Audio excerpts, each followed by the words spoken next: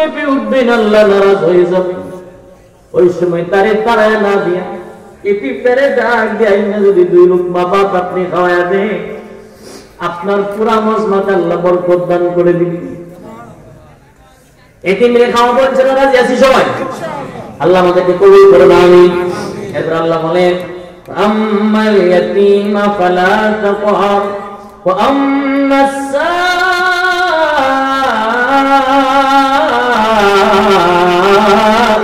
ফালা তানহার। বন্ধু,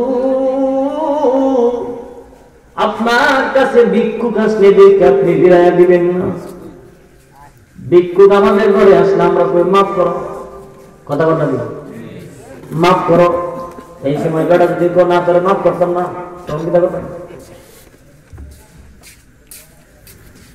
আমরা তো মনে করি আমার বাড়ি, আমার ঘর, আমার জমি, আমার সংসার। কিন্তু রাসূল বলেন 3টা জিনিস তোমার কাজে লাগবে। তোমার সাথে আরো জোরে বলেন কয়টা? আরো জোরে বলেন কয়টা? 1 নম্বরে যেটা তুমি নিজে খাইছো ওইটা তোমার কাজে লাগবে। 2 নম্বরে যে কাপড়টা পয়রা তুমি পুরাতন করছো।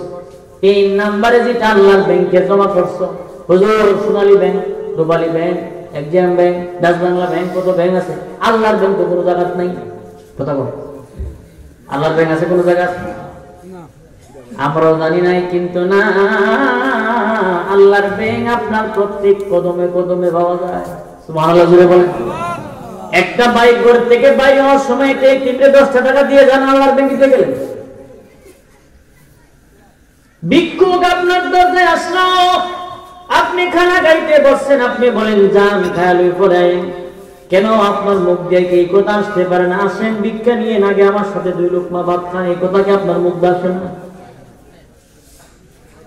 ভিক্ষুক আসলে ফিরে দিয়েন না। দোকান খুলছেন, খোলার মাল বিক্রি করার আগে আগে যখন কোনো ভিক্ষুক হাজির হয়ে যায়, আমরা তো সাইড করছি না, তোরে ঘরে যাবো না, কথা কথা দিই। এই বেটা সাইড কারে কত বুঝুসনি, সাইড কারে কত বুঝুসনি তুই? ভিক্ষুককে দেয়া দোকানের মাল বিক্রি করার আগে আগে যদি ফকিরকে 2টা 5টা টাকা দিয়ে আপনি দোকান খোলা শুরু করে দেন, তার মানে বিষয়টা এমন দাঁড়ালো আপনি আগে আল্লাহর ব্যাংকে দিয়ে আপনার ব্যবসা শুরু করছেন। কথা ঠিক না বেটি? জুড়ে বলেন। এই জন্য ভিক্ষুক আসলে আল্লাহর নবী বলেন আপনি ফিরাইয়া দিবেন না। কোনো কিছু না থাকলে, দিতে না পারলে সুন্দর করে নরম ভাষায় তারে বোঝায় দিবেন। কথা কি বুঝতেছেন? ভিক্ষুক আসলে আমরা ফিরাই দিব না, যতটুকু পারি ইনশাআল্লাহ তারে সন্তুষ্ট করার চেষ্টা করবো ইনশাআল্লাহ। আল্লাহ আমাদেরকে কবুল করুন, বলেন আমিন। এরপর আল্লাহ বলে, ফাআম্মা বিনিয়ামাতি রাব্বিকা ফাহাদ্দিস।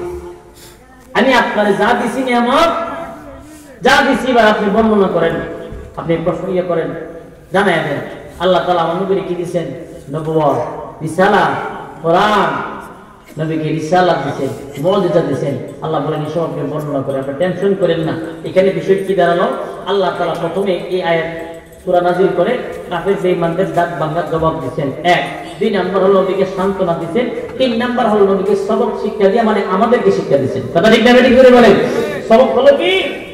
এতিমদের বেলায় সদয়, কোনো কিছু বলার আগে ইনশাআল্লাহ। কথা কি মনে আছে নি? এরপরে ভিক্ষুক আসলে ফিরায়া না দেওয়া। কথা কি বুঝাইছেন? এই হলো আমার আয়াতের সংক্ষিপ্ত কথা।